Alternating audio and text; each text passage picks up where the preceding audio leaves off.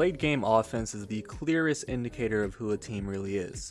Against the Knicks, when the pace slowed and every possession became half-court execution, the Rockets struggled to generate quality looks, and this wasn't just about missed shots, it was about spacing, screening, and lineup construction. In this video, we're going to go to the film and break down exactly why the offense stalled, who the defense was comfortable helping off of, and what that reveals about Houston's current ceiling, because this wasn't random.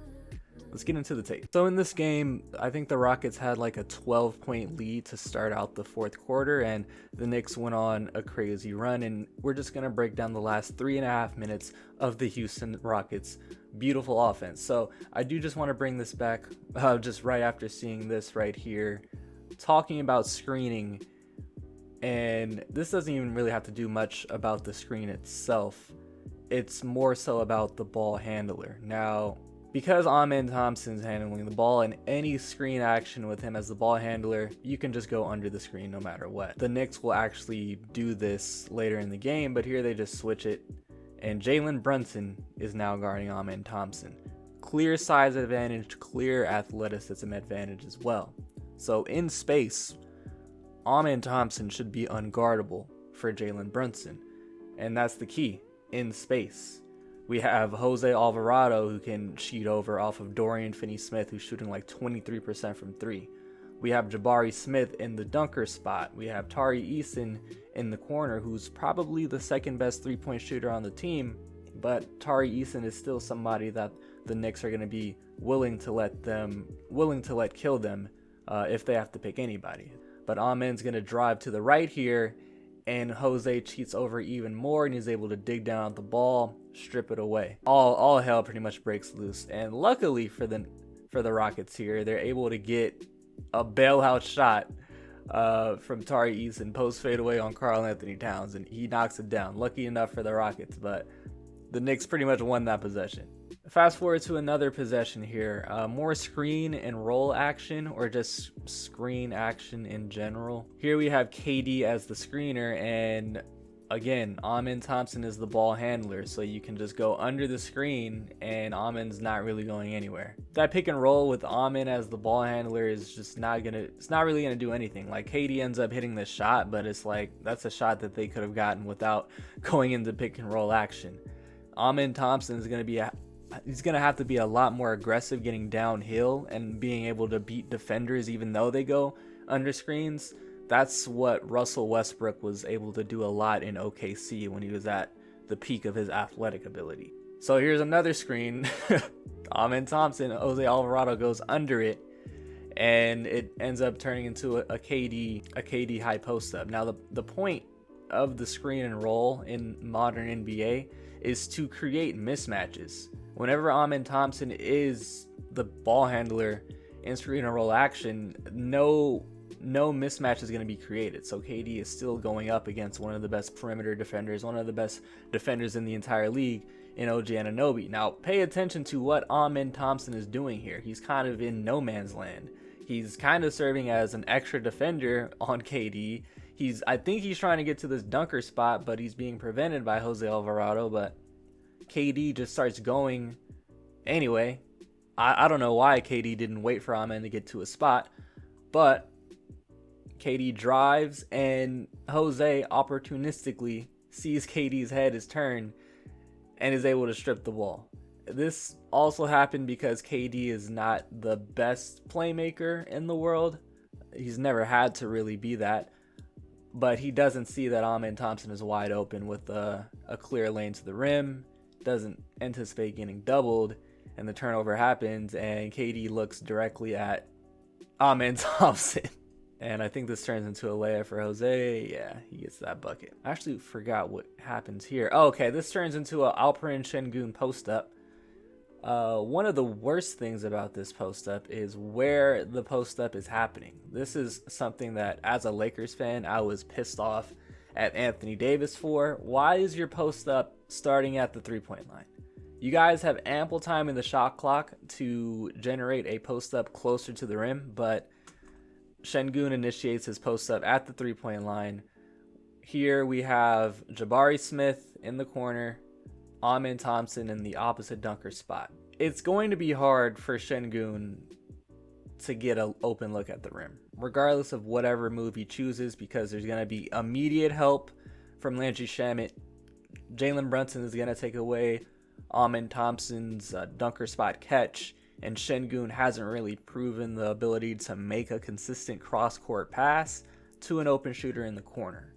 So here, Sengun is going to spin baseline sooner rather than later. Here he goes, and right on cue, Landry Shamet cheats over, Jalen Brunson takes away the dunker spot catch, and now Sengun has to make a pass that playmakers like Jokic, LeBron, and Luka can make,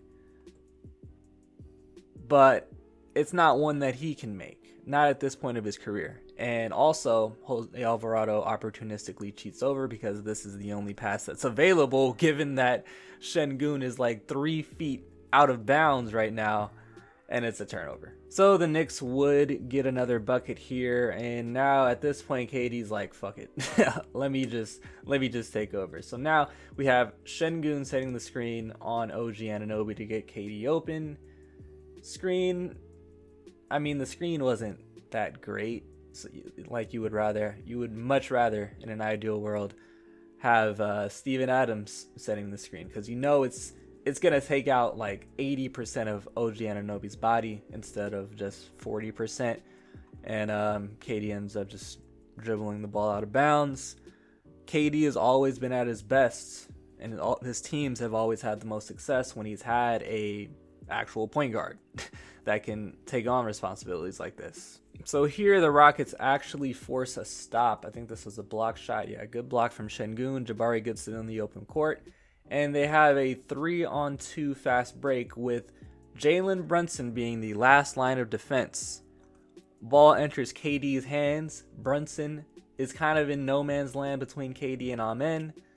Amen is unguarded right now, and KD should be able to easily pass over the 6-foot tall Jalen Brunson. I think he's closer to 5'11", my height, than 6 foot, but he should be able to easily make this pass.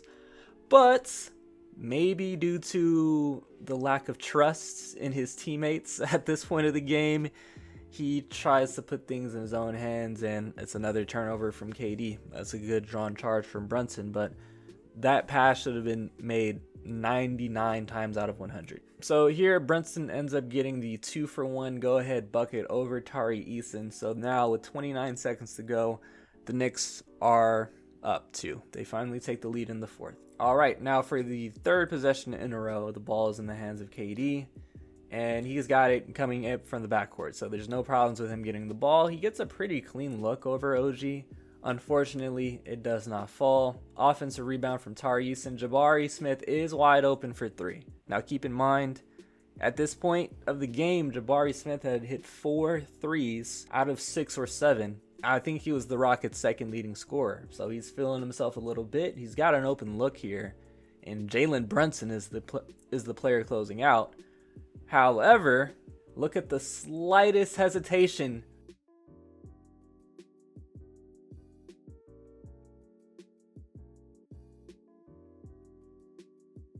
But there is like a slight hitch.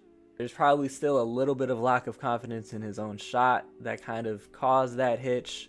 At the same time, they did get the reset on the shot clock. There was 13 seconds on the shot clock now, and you could have gotten the ball back into the hands of Kevin Durant, the player that was brought onto this team for these exact reasons, in these exact game situations. Jabari takes the shot. In itself, it's not a horrible shot. Like, it's still solid shot quality, but when you have Kevin Durant, you ideally want to get the ball into his hands. So zooming out from the Knicks game, this wasn't just about a few bad possessions. The loss of Steven Adams is bigger than people realize. It's not just losing a big body or somebody for your center depth. It's losing one of the best screen setters of this era and one of the best offensive rebounders in all of basketball.